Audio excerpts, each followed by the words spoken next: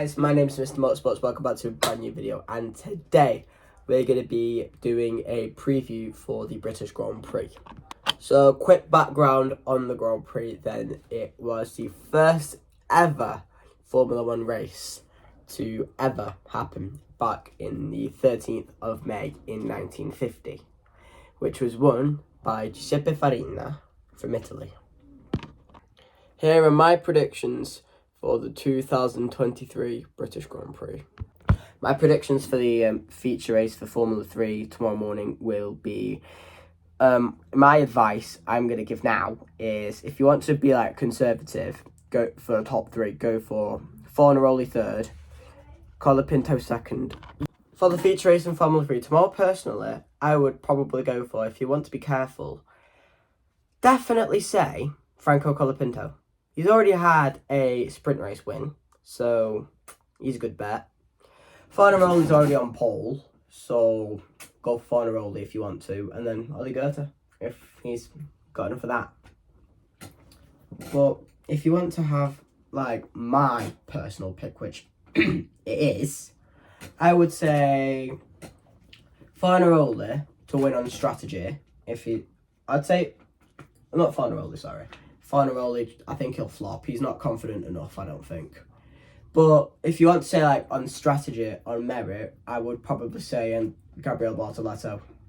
I'd say Bortoleto to win, Mansell second, and Martin third. That's my picks for the FIA Formula 3 feature race.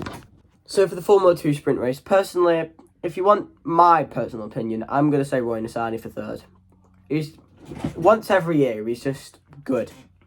He just is. But then he sucks everywhere else. This year is the prime example of get Roy Nissany out. I mean, same with Brad Benavides. Those two don't belong in Formula 2. Brad Benavides especially, he needs another year in Formula 3. Then they can decide he should go to Formula 2. But I can't lie, I give Brad Benavides a bit of a break. He was actually pretty good at Spa. And only Spa. He sucked everywhere else. I mean, I get it, give the guy a chance. But, you know, I'm not giving him a break this season. I'm certainly not giving Amaury Cordial a break this season. He is the prime example of somebody that does not belong in a Virtuosi car. Alongside the likes of Jack fucking Doohan. Jack Doohan, don't get me wrong, he's very talented. Don't get me wrong. But you're putting him with someone like Amaury Cordial, who's practically a baby compared to this guy, Jack Doohan. Jack Doohan was a championship contender. He was laughable in 2020, but don't get me wrong, he didn't score a fucking point. But then now, you can laugh. He's laughing at everyone. I mean, myself included. Then yeah, if you want my pick, I'm going to say Nissany third, because it's a sprint race, for God's sake, anything can happen. And then Théo Pourchaire second, and Ollie Behrman third. Oh, first, sorry, not third. That felt kind of stupid. So my top three for the Formula 2 feature race. I mean, if you want me to be honest, I'm going to have to say Victor Martin's third. Like, just do it. It's Martin's third. He's not going to get off to a good start from pole, is he? No. It'll lead until the pit stops, but know what Martin's is like. Martin's. He flops practically flops under pressure, but last year he didn't. But this year, I think he will. I mean, it's the rookie season Formula 2. Just, you know, let him flop. Let him flop everywhere. I let him flop at Saudi Arabia, but I'm not letting him flop now. I'd say Martin's third, though, seriously. Second place, I'm going to say Behrman, and then first, probably Pourchaire. And I bet you're wondering, where's Frederick Vesti? I mean, I predict him like fifth, because, you know, it's Frederick Vesti, for God's sake. And, you know, he's six. He's six at this track. I'll give him that. I'll hand it to him. He's championship leader. But, you know, everything else, I don't think he is not going to. I don't think he's going to be consistent for the rest of the season. So, boom. That championship lead is going to go, and it's going to go to probably Porsche. So, I tell Porsche will win. Because, it's Porsche. Porsche will do practically anything at this rate. So, here are my grid predictions for the British Grand Prix for this year. 20th is Nick De Vries. Personally, I can't lie to you when I say De Vries, I get it. He's not cut out for Formula 1 at all. Given that car he's in. It's not suited to his style, it's suited to Tsunoda's. 19th is Magnussen, just because it's Haas. They've been in the slowest car all weekend, and compared to the likes of like Williams, who have been darting up the order this weekend, and given the straight line speed that they have, Magnussen and Hulkenberg are going to be 19th and 18th because reason. We've already done 18th just now. 17th, Gasly. Gasly, since he's moved to Alpine, I think he's gotten worse over qualifying, so Gasly 17th for that reason. 16th, Piastri. It's a very ultra-competitive grid. That's what I'm going to say about Gasly. Gasly and Piastri are supposed to be midfield shockers. If anyone's supposed to be the midfield shocker, it's going to be Gasly. It's going to be Gasly. That's supposed to be the midfield shocker. And same with Ocon being the last car out of Q2. I mean, as I'm going to say, it's a very competitive grid. Like, you've got the likes of, Bottas in the midfield. You've got Norris in the midfield. You've got, you've got your Norrises, you've got your Albons, you've got your Tsunodas, you've got your Strolls, you've got, currently, your Alonsos. You've got your Hulkenbergs in the midfield as well. Which doesn't help. Which isn't going to help, the cases of, current day Haas, current day Williams, current day a lot of teams. So it's not helping. It's not going to help Piastri or Ocon get out of the 8th row of the grid. So the 7th row is going to be completed by both the Alfa Romeo cars, Zhou being behind Bottas. I mean, they're in a very, very I think they're at the back of the midfield pack. But given what Bottas was like at Mercedes, he was pretty good. But then, Zhou's in his second year, and yeah, there you go. Norris 12th, because the McLaren's a very, very mundane team at the moment. They cannot seem to find the performance at all. And Perez, his qualifying form's been absolutely awful. This first part of the season, I'm not saying this for the entire first part of the season completely. It's been hogged by Verstappen, but Perez has had 2 poles for God's sake. But I mean, I'm saying the last 5 or 6 races, Perez has just been off. 10th, I'm gonna surprise everyone and say Logan Sargent. Have you seen FP2? Have you seen it? Sargent's been pretty good. P9 Tsunoda. I mean, it's pretty expected, isn't it? Tsunoda's had a season and a half. I mean, he's stepped the hell up. Yuki, he's stepped up. 8th, Stroll. I mean, he's not as magnificent as Fernando. He's never going to be as magnificent as Fernando, and that's the truth. That's the truth, and I know. He's probably accepted it by now. He's never, ever, ever, ever, ever going to be as magnificent as Fernando Alonso is. 7th, Albon. Are you joking? 3rd in both FP1 and 2. I think he's going to fall off a bit more in FP3. So, Albon 7th, personally. 6th, I'm going to say Alonso. Alonso, you've had your 5 minutes in the spotlight of that team. Mercedes are catching up now. Bye-bye. Go. 5th, Leclerc. I mean, Leclerc's got absolutely no luck whatsoever. At all.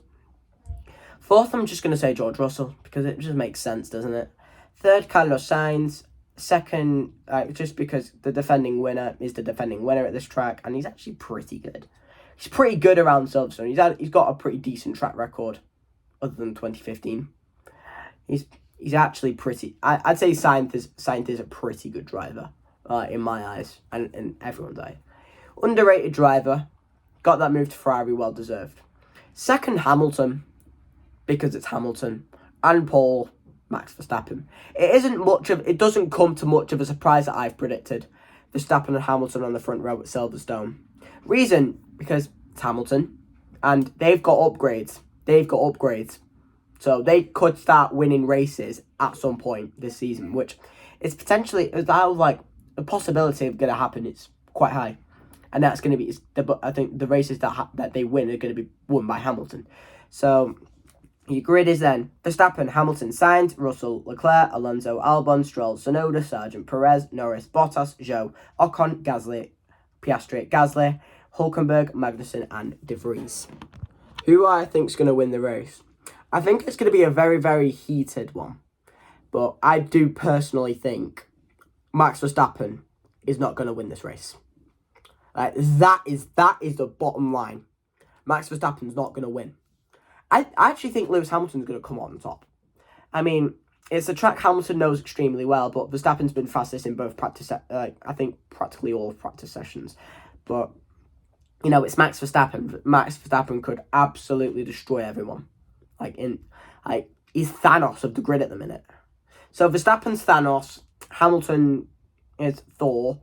So Thanos and Thor, it's never going to end well. But Hamilton, this is Hamilton's territory. He owns it practically. But if you want to be basic and a drip, go for Max Verstappen. But if you want to be interesting, maybe go for Sainz. My recommendation, he was the last year's winner. So I recommend going for Sainz or Russell, personally. Or maybe to surprise everyone, maybe Leclerc. Just say Charles Leclerc, just for the fun. But my realistic pick, Max Verstappen to win. Hamilton in 4th, and Russell 3rd, Sainz 2nd. That's my realistic race pick. So a little bit about last year's race. So last year's race was won by Carlos Sainz, and in 2nd place was Lewis Hamilton. That would have been Hamilton's chance to win last season, actually. Given how bad the Mercedes W13 was, it wasn't going anywhere quick, and Perez was 3rd. Carlos Sainz winning his first ever Grand Prix in Formula 1. That brought absolute joy to the Spaniards, since he's the 2nd Spaniard to win a Formula 1 race ever, actually. And that's fact. I've looked up. There hasn't been no other Spaniard to win other than Fernando Alonso until now. Until last year. But, that Mercedes car wasn't the best. And, yeah. That was when Ferrari were at their golden point of last season. They were at their golden points the first part of last season, then they just dropped off because, you know, Max Verstappen's too good. And then Charles Leclerc got 4th in that race. And then another event I can remember is Mick Schumacher getting his first points in Formula 1. Finishing in 7th, just ahead of Max Verstappen, actually. So, yeah. My excitement for the British Grand Prix is at an all-time high. Not exactly an all-time high, because everyone's at 5% chance of winning. Logan Sargent could win all you know. All that we know, Logan Sargent could win. And absolutely shit on everyone. But it's Logan Sargent, for fuck's sake. He's in a Williams. How can he win? He can't. So another memory I can recap is that 3 goes Hamilton moment. What a moment that was.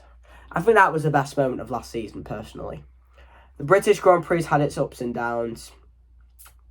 And yeah, this year's hopefully gonna be another up. Last time out in Austria, then last week, it was another dominant effort by Max Verstappen. It just was. And we also learnt that Perez needs to go. But, he isn't going to return next season, we all know. But Perez was only used for streets. He's only crafted for street circuits and street circuits only. That's Perez's trade. Street circuits. But don't get me wrong. He is a great, great driver. But, you know, he is not crafted for these tracks. He isn't crafted for Red Bull. If you gave him this chance in 2019, midfield Perez would have took it. And if you give him this chance now, he's doing really, really well. Don't get me wrong. But I just give him one more year. But I'm saying I'd drop him for Yuki Tsunoda personally. But yeah. My main thought now is, my main thought for the next lesson is going to be Ferrari are not going anywhere fast.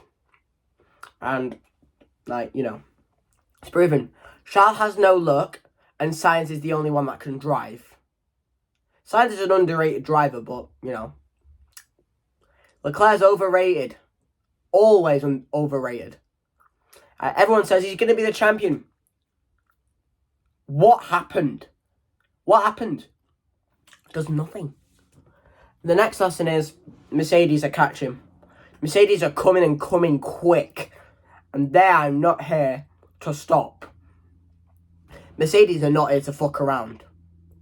They're going to catch up, take Verstappen's reign, end it, and then go back on their what absolute titanic streak that they had. And the next lesson is McLaren are just slow.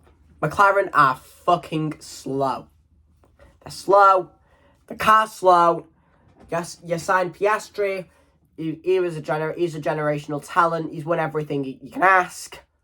He's adaptable, but you signed Lando as well, another generational talent, a generation ago. But what the hell happened there? What happened? What happened? You're wasting Lando and you're wasting Oscar. That's what McLaren are doing. They're going to waste Lando away. And the next lesson is, after that, Williams are only made for the fast tracks. You know what I mean? Like Silverstone, Monza, Spa, Bahrain, like Austria. I said Albon would get a podium this season, but this is looking really, really likely. Like that car is definitely made for like tracks of like Canada. It's definitely going to be made for Las Vegas. They're going to be fucking winning that.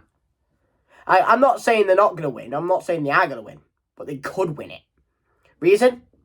Las Vegas is the fastest ever street track, other than Saudi Arabia.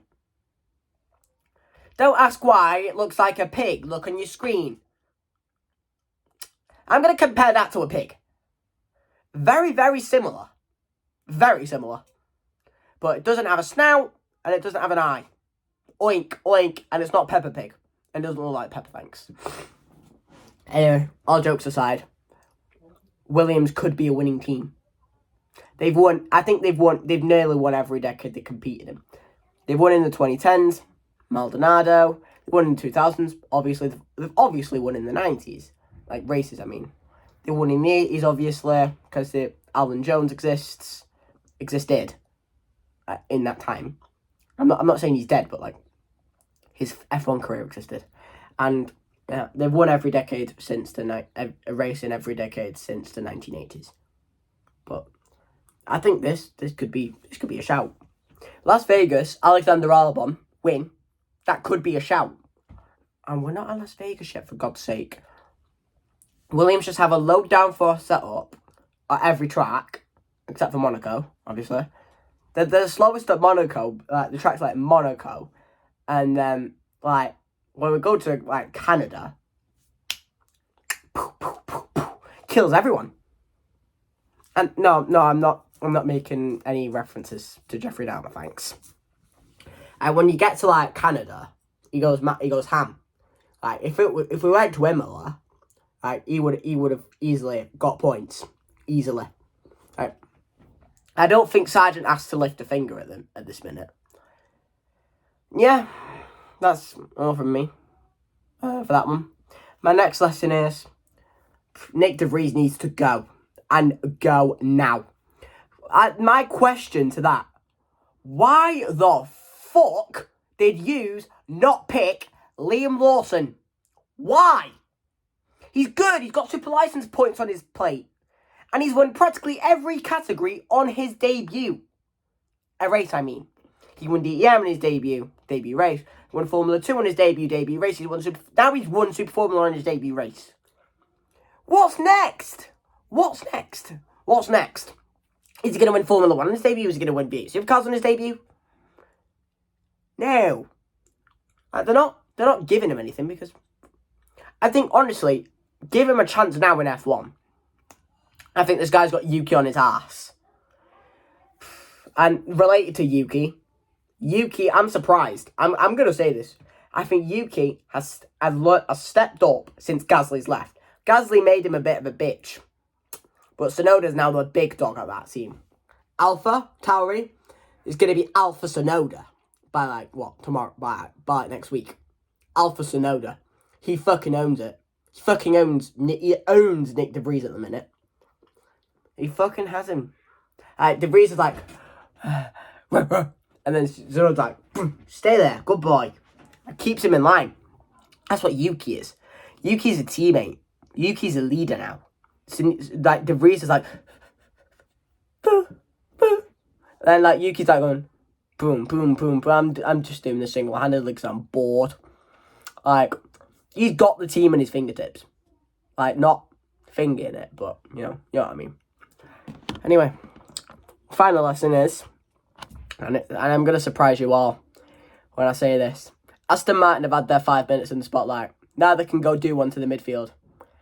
Alonso, I get, like, the early part of the season, they were racking up podiums, but, you know, we're not in the early part of the season anymore. We're coming to the middle.